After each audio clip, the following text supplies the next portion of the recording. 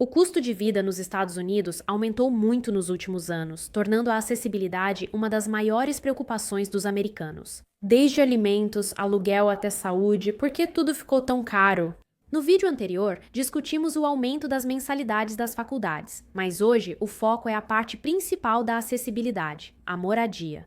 Na década de 1960, o preço médio de uma casa era de $12.000 e a renda familiar média era de $5.600, então uma casa valia cerca de 2 anos de renda.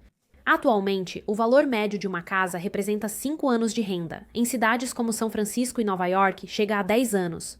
Comprar uma casa deixou de ser acessível e se tornou praticamente impossível. Isso está muito longe da visão que os fundadores dos Estados Unidos tinham para nós, olhando para eles através de uma perspectiva moderna. Muitos veem George Washington, João Adams e Thomas Jefferson como aristocratas privilegiados interessados em manter os demais abaixo. Por que mais limitariam o direito de votar só aos proprietários de terras? Mas na década de 1780, a terra não era um bem de luxo como é hoje. A terra era barata, abundante e o governo quase implorava para que as pessoas a pegassem. Se você quisesse uma fazenda ou terreno para construir, bastava ir lá e pegar. Ser dono não era privilégio, mas esperado. Muitos não sabem, mas quem tinha terras pagava impostos que sustentavam o governo local: estradas, auxílio aos pobres, obrigações militares e tribunal. Se você não possuía terras, não pagava impostos diretos, não porque estivesse se aproveitando, mas porque a estrutura tributária da época simplesmente não atingia a maioria das pessoas. Então, a lógica dos fundadores era simples. Se você está contribuindo para a manutenção da comunidade, literalmente financiando-a, então deveria ter voz sobre como ela é administrada. Para eles, terra era independência. Nenhum senhorio podia despejar, chefe ameaçar ou funcionário do governo controlar sua sobrevivência. Você tinha sua própria comida, seu próprio teto e sua própria autonomia. Os fundadores achavam que quem tinha terra era menos manipulável e seria o cidadão ideal para a república que buscavam construir. Muita coisa mudou em 250 anos. Na década de 1780, a maior parte da América era apenas natureza selvagem. Manhattan era um mosaico de fazendas, pântanos e postos de comércio. Nova York tinha apenas 25 mil habitantes. O valor da terra era determinado quase inteiramente pelo que você podia desmatar, cultivar e defender. Com a estabilidade do governo dos pais fundadores, a América se transformou. O país construiu estradas, portos, pontes, ferrovias, sistemas de água, escolas, fábricas, universidades e indústrias. Manhattan evoluiu de posto rural para centro financeiro global. Cada camada de infraestrutura, cada novo distrito comercial, cada onda de inovação aumentava o valor da terra sob ela. Com a modernização do país, nossa cultura também mudou. Os primeiros americanos valorizavam a liberdade das terras abertas, a autonomia de cultivar e viver conforme a natureza. Com o tempo, as pessoas trocaram essa liberdade pela proximidade de empregos, cultura, conveniência e oportunidades exclusivas das cidades densas. A atração gravitacional da vida urbana remodelou a economia. Com o aumento da concentração de pessoas, cidades como Manhattan, Boston e São Francisco se valorizaram e ficaram muito caras, num ciclo de retroalimentação. Mas também foram as áreas que tiveram a menor expansão da oferta de moradias nos últimos 50 anos. Após os anos 70, cidades passaram a limitar construções com leis de zoneamento e autorizações. As leis de zoneamento surgiram para separar fábricas de residências e evitar desenvolvimento caótico e inseguro. Com o tempo, tornaram-se ferramentas que impediram o desenvolvimento de moradias.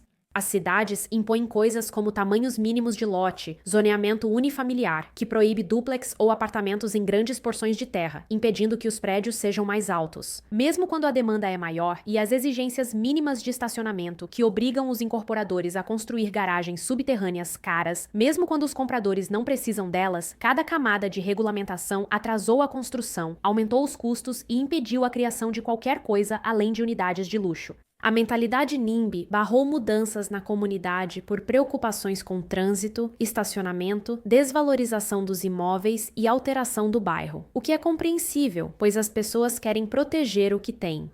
No início, cada cidade americana era uma tela em branco, sem horizonte, densidade ou bairros históricos. Para manter postos, trens, apartamentos e mercados, todos cresceram livremente.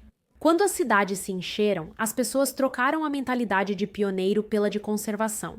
Elas buscavam estabilidade, previsibilidade e proteção contra riscos ao investimento. Com a aprovação mais lenta e cara, incorporadores só conseguiam viabilizar projetos construindo unidades de luxo. Se leva anos de batalhas judiciais, revisões ambientais intermináveis, taxas de consultoria, audiências comunitárias e revisões de projeto, simplesmente não é possível lucrar construindo moradias para a classe média.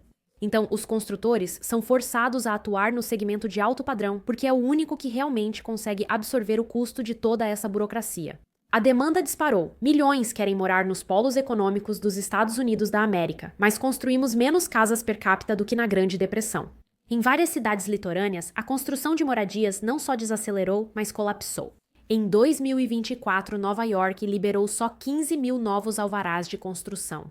Em 2023, São Francisco aprovou 1.800 novos alvarás habitacionais. Essas políticas e a oferta insuficiente tornaram cidades como Nova York e São Francisco praticamente comunidades fechadas para quem entrou antes de 1980. Com o aumento dos custos nas cidades, muitos políticos preferiram focar em um alvo fácil em vez de enfrentar a oferta insuficiente. Proprietários gananciosos acreditando que eles eram a causa dos preços disparados. O controle de aluguel se tornou popular pela primeira vez durante a Segunda Guerra Mundial, sendo introduzido como uma medida temporária para impedir o lucro excessivo durante a guerra. Mesmo após a guerra, algumas cidades mantiveram essas regras, alegando que a acessibilidade precisava de regulamentação permanente. Nos anos 1970, quando as cidades pararam de construir, uma segunda onda de controles de aluguel se espalhou pelo país à medida que a inflação disparava e os inquilinos exigiam alívio. Politicamente, era perfeito. Protegia inquilinos sem custos ou desagradar proprietários contrários a novas construções, mas economicamente foi um tiro pela culatra. O controle de aluguel ajudou inquilinos no curto prazo, mas tirou incentivos para construir ou manter moradias a longo prazo. A palavra proprietário faz pensar logo em um abutre de Wall Street ou uma grande corporação, quando na realidade a maioria deles são apenas pessoas comuns, tentando pagar suas contas, cobrir os altos impostos sobre a propriedade, mandar seus filhos para a faculdade e ainda ter algo guardado para a aposentadoria. Em Nova York, pequenos proprietários têm cerca de 70% dos prédios com aluguel estabilizado. Quando políticos impõem congelamento rígido ou limite de 1 a 2% no aluguel, estão basicamente dizendo desculpe. O governo agora limita quanto você pode lucrar com um bem no qual investiu todas as economias. Imagine se seu chefe dissesse: ótima notícia, seu salário será limitado para sempre, independentemente da inflação ou do aumento dos custos. É exatamente assim que o controle de aluguel parece para eles, e as pessoas reagem exatamente como qualquer um de nós reagiria. Milhares desses pequenos proprietários converteram seus aluguéis em condomínios, se mudaram para os prédios ou simplesmente venderam para o maior lance e saíram do negócio. Construtoras evitaram cidades com controle de aluguel, pois a conta não fechava mais. Não é possível financiar novas construções com aluguéis limitados, então a oferta de moradias caiu ainda mais.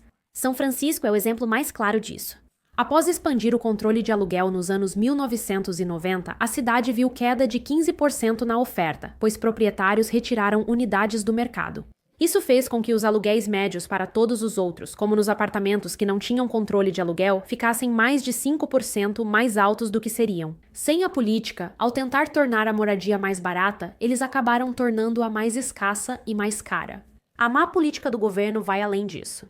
Vocês provavelmente já ouviram falar de Fannie Mae e Freddie Mac por causa do papel agora notório que tiveram na crise imobiliária de 2008. O papel original, começando lá em 1938 e 1970, era bem simples e, na verdade, até meio nobre. Comprar hipotecas seguras dos bancos para que esses bancos pudessem, por sua vez, emprestar para mais famílias de classe média. Porque se o dinheiro de um banco estivesse todo preso em hipotecas, as pessoas não poderiam pegar empréstimos para outras coisas, como abrir negócios, comprar equipamentos agrícolas ou adquirir um carro. As políticas eram conservadoras, exigindo 20% de entrada em hipoteca fixa de 30 anos, além de bom crédito e renda comprovada para empréstimos. O Congresso, buscando incentivar a casa própria e se promover, pressionou Fannie e Freddie a relaxar as regras e conceder empréstimos a quem antes não se qualificava. No início dos anos 2000, já não havia restrições, entrada de 3% ou nenhuma. Empréstimos ninja, sem renda, sem emprego, sem bens, se tornaram comuns. Fannie e Freddie aumentaram suas hipotecas de 700 bilhões em 1990 para mais de 5 trilhões em 2008. E uma grande parte desse novo montante era simplesmente puro lixo. Os preços das casas se distanciaram dos salários e aluguéis, dobrando ou triplicando em locais como Califórnia, Phoenix, Las Vegas e Miami. Tudo desmoronou em 2008, quando a bolha estourou e os contribuintes pagaram 187 bilhões para salvar Fannie e Freddie. Milhões de famílias perderam suas casas após provocar o maior colapso imobiliário da história moderna. O governo colocou Fannie e Freddie novamente na mesma situação. Atualmente, elas respondem por metade do mercado hipotecário dos Estados Unidos da América, compram empréstimos com só 3% de entrada e os preços seguem recordes. Além da manipulação do governo, grandes corporações como BlackRock e Blackstone também manipularam. Eles não querem que você tenha nada. A estratégia deles para moradia é comprar quarteirões inteiros, aumentar os preços e depois alugar de volta para você pelo dobro do valor. Quando só há compradores e vendedores individuais, o preço reflete o que as pessoas realmente podem pagar. Casas mudam de dono por salários e competição, mas corporações podem manipular o mercado em larga escala, comprando várias casas de uma vez, superando famílias com ofertas à vista e estabelecendo novo piso de preço no bairro. Quando elas possuem unidades suficientes, não precisam nem coordenar nada, o mercado simplesmente se adapta a elas. No início de 2025, investidores corporativos compraram 30% das casas unifamiliares vendidas. Essas corporações querem que americanos sejam locatários por toda a vida. Mas, novamente, isso é exatamente o oposto do que os pais fundadores imaginaram para nós. Existe uma razão pela qual a propriedade de uma casa está entrelaçada no próprio tecido da identidade americana. Isso deveria ser a expressão física de segurança, dignidade e autodeterminação. Para manter a visão dos pais fundadores, precisamos resolver o problema central. A moradia só voltará a ser acessível se pararmos de tratar os sintomas e consertarmos as duas coisas que realmente determinam o preço, oferta e acesso. Primeiro, precisamos reverter as políticas que restringem novas moradias. Cidades devem eliminar restrições de zoneamento que proíbem construções, além de casas unifamiliares em grandes áreas. Devemos eliminar limites mínimos de lotes, liberar duplexes e triplexes em áreas residenciais, elevar limites de altura onde há alta demanda e retirar exigências caras de estacionamento, que acrescentam centenas de milhares de dólares ao custo da construção. Para oferecer moradias à classe média, é essencial um ambiente regulatório que permita sua construção. Precisamos parar de incentivar empréstimos arriscados que inflacionam os preços. Isso significa endurecer os padrões da Fannie e da Freddie, exigir novamente entradas significativas, demandar real capacidade de crédito e acabar com a prática de garantir federalmente empréstimos que estão completamente fora de proporção em relação às rendas locais. Quando as hipotecas refletem a realidade em vez de objetivos políticos, os preços naturalmente voltam a se alinhar com o que as pessoas realmente podem pagar.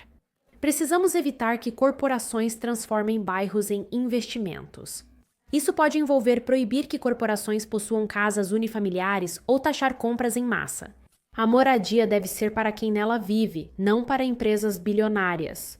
Por fim, precisamos aumentar drasticamente a oferta onde a demanda é maior. Isso não acontece por grandes projetos do governo, mas permitindo que construtores privados construam rápido, barato e em larga escala. Cada década em que construímos menos do que a demanda exige simplesmente se acumula em preços cada vez mais altos. Para tornar a moradia acessível novamente, é preciso restaurar a equação que fez a América funcionar: terra abundante, empréstimos justos e um mercado focado em famílias, não em burocracias ou grandes empresas. Muito obrigada por assistir. Já falamos sobre moradia e dívida estudantil na crise de acessibilidade, tema do vídeo anterior. Em seguida, vamos falar sobre o aumento vertiginoso dos custos de saúde nos Estados Unidos. Se você quiser voltar e assistir ao primeiro vídeo desta série sobre por que a mensalidade ficou tão cara, é só clicar bem aqui. Ou, se preferir assistir a um vídeo sobre por que o comunismo é tão atraente, é só clicar bem aqui. Obrigada e até a próxima!